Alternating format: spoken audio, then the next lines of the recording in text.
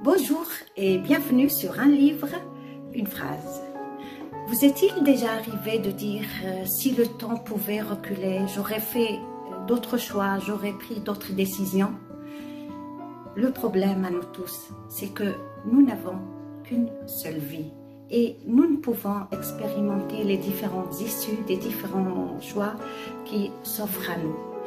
Mais le romancier, lui, il peut le faire. Il peut expérimenter ces différentes vies grâce à sa fiction, grâce à ses personnages. Je lis. Les personnages de mon roman sont mes propres possibilités qui ne se sont pas réalisées. C'est ce qui fait que je les aime tous et que tous m'effraient pareillement. Ils ont les uns et les autres franchi une frontière que je n'ai fait que contourner.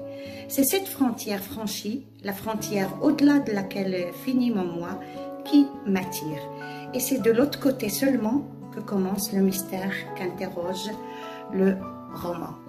Vous l'aurez deviné, le passage que je viens de lire est extrait de L'insoutenable légèreté de l'être de Milan Kundera.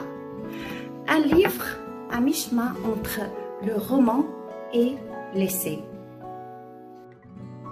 Milan Kundera va alterner entre passages narratifs et analyse psychologique, philosophique des comportements et décisions des personnages. Il jongle entre le mythe de l'éternel retour de Nietzsche, la psychanalyse des comportements de Freud, la philosophie des dualités de Parménide et l'absurde de Camus. Un arrière-plan idéologique du roman.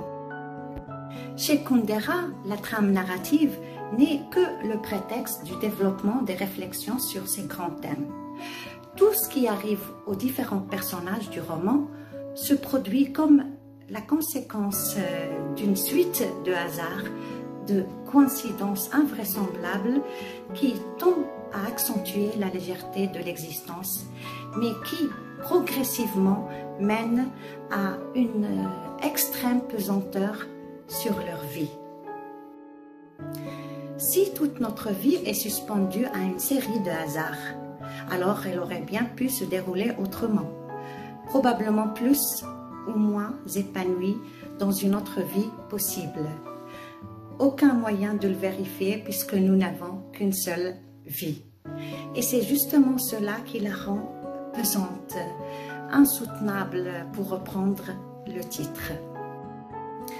L'insoutenable légèreté de l'être est un livre de réflexion sur la vie, le temps qui passe, l'amour de l'autre, l'amour avec un grand A. Un livre aussi sur l'amour physique, l'amour des animaux, mais également un livre sur le courage et l'engagement politique, vu que le récit est fait sur un fond historique, le printemps de Prague et l'invasion russe en 1968. Thomas et Teresa sont les deux pôles de ce roman. Faut-il choisir de porter le poids de la vie sur ses épaules comme le fait Teresa, ou bien faut-il préférer à cette pesanteur la légèreté de l'être qui caractérise Thomas? La lecture de ce chef-d'œuvre ne vous laissera pas indifférent.